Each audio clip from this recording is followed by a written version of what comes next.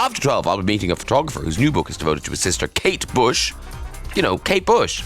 And that is John Carter Bush. That's her brother. You and indeed I have made it to the third hour. Yes, this is it, ladies and gentlemen. Soon we'll pass the finishing line and we can lie down with a wet rag on our head.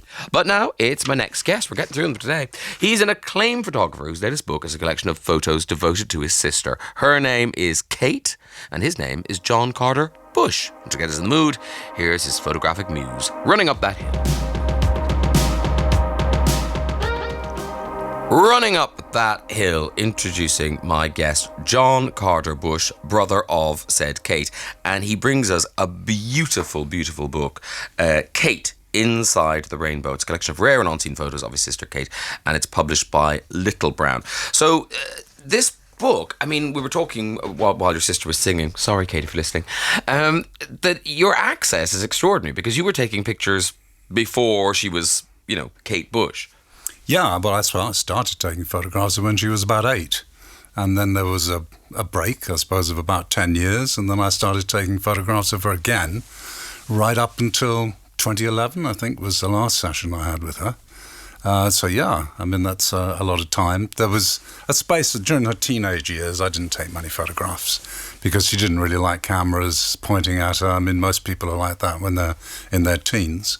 But I see it very much as the ones I took of her when she was 8, 9, 10, and then the ones I took of her when she was late teens and into her 20s and older are very, very somehow connected, for me anyway. Well, I think even to anybody, because the pictures of her as a young girl, it's as if she knew she was going to be famous. She knew she was going to be a performer. There's something, she's so present in those pictures. Yes, I think that's true. I doubt very much that she did know that, and certainly I don't think any of us meaning myself and her family, realised that that was a possibility at all. I mean, she was my little sister. Yeah. She was obligingly posing for photographs that I wanted to take, not that she wanted me to take, and she, you know, she was really good. She put up with it, but I don't think any of us could see that this was going to lead to anything. And I think that would be the same for anybody.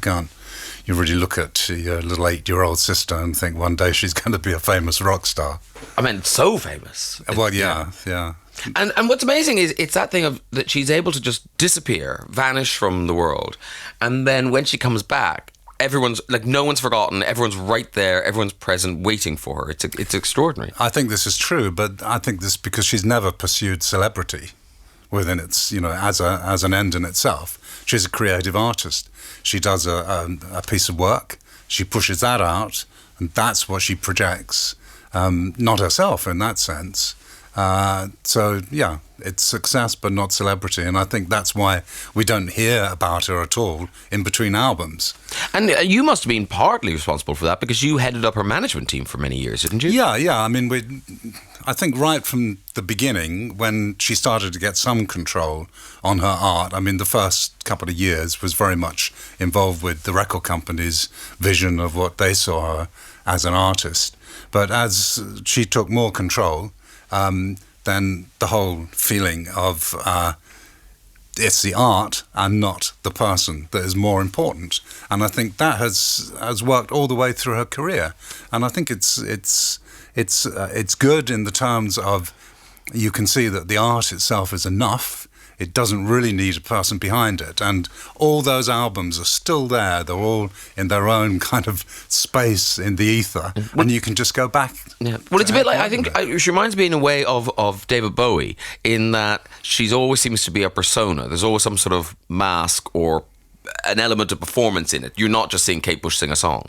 That's it. I mean, I think every video she's done, even her live shows in '79 and then the live shows last year, it's a projection of the person from within the story of the song. It's not a projection of her as Kate, the ordinary person. Yeah. This song is about this particular person. It's not me. And what I'm projecting is my image of that person. So, yeah, the real self is kept in there. And a lot of fans obviously will love this book, but there's some of the artwork you did. You took photographs for a lot of the albums and a lot of photo shoots and things. And in my head, I think when I see the pictures, you just imagine that Kate came up with all of that stuff. But were you involved in some of the concepts? Most of it was Kate, yes. I mean, up to the point, of course, when it becomes a photographic problem. This is what she wants, so the lighting has got to reflect this. The background has to reflect this. The angle of that you take the photo from has to reflect this. How close in you go, the framing of the face, all that stuff is photographically technical and creative at the same time. But primarily, certainly for album covers, it was her idea. She came in and said, this is what I want us to go for, and we would work with it. And because, but normally in those days we were living in the same house, it was a very relaxed thing. We'd try something, experiment, didn't work, okay, try it again next day and see if it worked. And tell me this, John, when you were taking pictures of her when she was 8, was photography the thing? You thought you would become a photographer, or was it just a hobby? I think it was a hobby. I mean, in a sense, it was to try and realise an idea I had about childhood. At the time I was taking the photographs, I was getting very interested in the PRE-RAPHAELITEs, illustrated children's books, that kind of stuff. That was in my early 20s. And I saw myself then really as going on to be a writer, not really as a photographer. But somehow taking photographs of her in those dressed-up situations was a way of trying to realise the buzz I was getting out of the PRE-RAPHAELITEs, I suppose. And at what point did you kind of realise, oh, my sister is a star? Because presumably she was dabbling in music, she was doing little bits, but there must have been that kind of like, oh, okay. Yeah, I think it was after she'd started to get involved seriously with dance that I suddenly saw something. And I suppose that would have been when she was about 17, really. I mean, from 11, 12, she was writing songs and singing them, playing the piano, accompanying herself. And this was very interesting. And I think certainly my father and myself thought she might have a career as a songwriter. But I don't think we saw her as a performer or even a singer, nor did she. And I think it was when she got into dance and was learning how to project herself physically that then we could see, yes, well, maybe something on a much bigger scale is going to happen. Yeah. And what were you doing before you became head of the management team? Well, I'd spent 6 years in lawyers' articles to training as a solicitor, and then I'd given that a break to try out writing. And I got very involved at that time in the martial arts. So by the time her career hit, I was teaching karate in South London and trying to write. Because of my legal experience, I was pulled in, as it were, into this sudden movement, this swell that was happening around my sister, this storm that had happened. And having that legal knowledge was very useful. Actually, it must have been. Yeah. Wow. Yeah, I mean, she could have been totally ripped off if you hadn't been around. Well, that's right. Yeah. Phew, thank goodness you were there, John. And putting this book together, was Kate involved? Did Kate go, you're not putting that in, I don't want that picture in? I mean, I did an initial selection which took me months because, I've got thousands of photos. Where are they? Where are the pictures? I've got them all archivally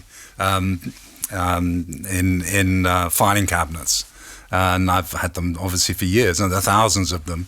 It took me quite a few months to go through those. I came up with an initial selection, sent them off to her and said, what do you like?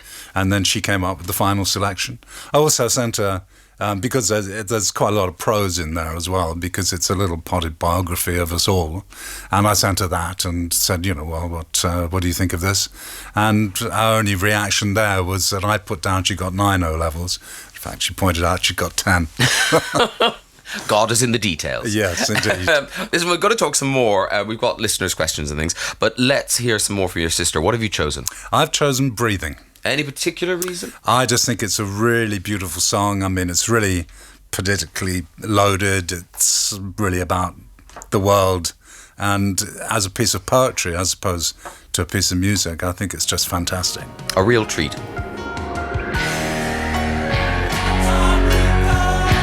And I'm sorry, John, we're leaving Kate a little early now, but only to talk to you. So it's rudeness, but it's well motivated. We just had a fascinating chat while that record was on about Japanese archery, which is your passion. Yeah. What's it called? The special one? Kyudo. Kyudo. Yeah. Kyudo. And like Ludo with a K. Yeah. And how many people would do Kyudo in Britain? At the moment, probably about 100. Wow. And outside of Japan, probably about 2,000. So it is a very small following compared to karate or even something like kendo. And do you go to Japan to compete? I have been to Japan a couple of times, yeah. But there are competitions in Europe and in America. Most countries now have got small Kyudo groups. So it is growing, and in a sense it's the last art of the samurai to be exported from Japan. So we've got, from our club, we have clips up on YouTube. They've got over 500,000 hits. Well, you'll have 500,001 after this. I'm going to have a look. Right, now, people have been in touch with questions. Yeah. Let's ask some. Ben Richards writes, can you ask John to get Kate... Oh, now, wait a minute. No, that's not how this works. It's not like, could you ask Kate... well, I'll just put it out there. To put December Will Be Magic Again and Under the Ivy on iTunes, two of his favourite songs. Do you have to buy them anywhere online? Ah, well, yeah, I'll make a note of that. Yeah, John doesn't care. Did you and your brother Paddy... You have a brother, Paddy. Oh, yeah, sure. Oh, good. Yeah. Good, we're on the right track. This is from Ali in Tewkesbury. Did you and Paddy ever consider taking up music professionally? Well, yeah. I mean, I started off in my early 20s with a folk band that my brother, who's 8 years younger than me, by the time he was 16, he was playing in that folk band as well. And we did this, I suppose, my middle 20s. But my brother still plays. I mean, he's a multi-instrumentalist, specialising in world music, and particularly Madagascan music. So he's done programmes for television and radio on Madagascar's music.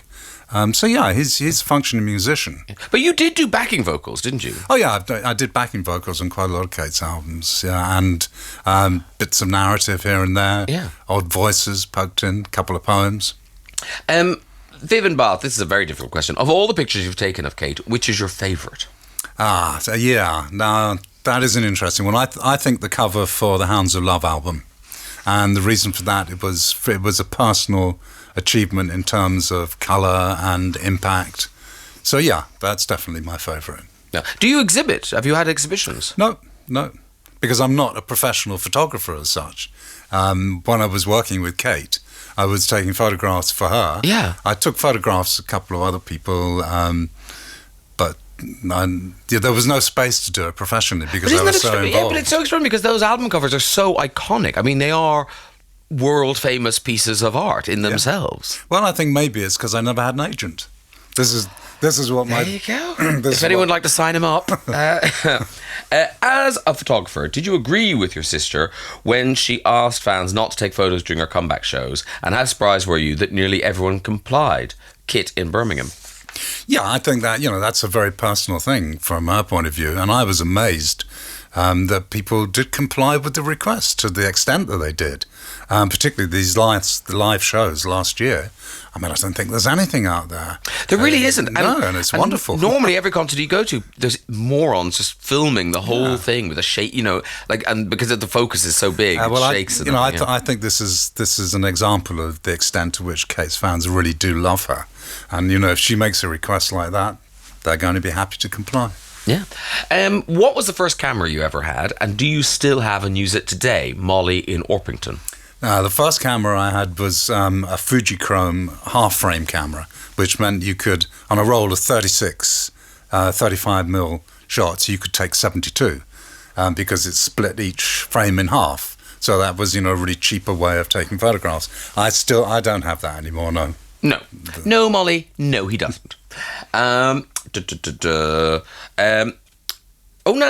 Jill from Chichester, you used to do karate at college. Do you still practice that today? We don't. Do you do karate anymore? Yeah, I mean, I haven't taught it for years. I did teach it for about 10, 15 years. But, I still do it a bit just to keep everything moving and limbered. Oh, limbered. We don't hear that word very often. I know. Fiona from Derry. Bearing in mind she hadn't appeared live in Yonks, how surprised were you when Kate told you she'd undertaking the 22-night residency in London last year? And will it ever come out on DVD? I think I've got used to not being surprised when Kate suddenly announces something. And it was really exciting. I mean, I thought, for her to suddenly just go into that was extremely courageous, and the result was absolutely fantastic. And as for the DVD, then we'll just have to wait and see. But it was filmed, wasn't it? Yeah, it was filmed, yeah. But I mean, it's like anything Kate does. It's like if you're building a cathedral, you don't do it in a couple of months. And all her work is so structured. But I'm not going to say any more about the DVD. That we'll just wait and see. So it's out for Christmas, that's what you're saying. Okay, cool. Yeah. Lovely, with a free album. Because what I thought was extraordinary going to see that show was, it was like she'd been doing concerts in her kitchen every night for the last 30 years, because she was so on it and just... Yeah, I mean, I for me personally, well, all the other fans too, I mean, I saw that, I was blown away. I mean, when I went in to do my poem, which appears in it, I obviously went to where the production was going on, and I could sense something big was underway. But I didn't get to see it until the first night. I didn't see the dress rehearsal because I was away in Vienna teaching Kyudo. And I just thought it was incredible. But the thing that I thought personally was that if I went back to 79 with her live shows, each song she did in 79 was a projection of a person that wasn't her. So characters from the songs.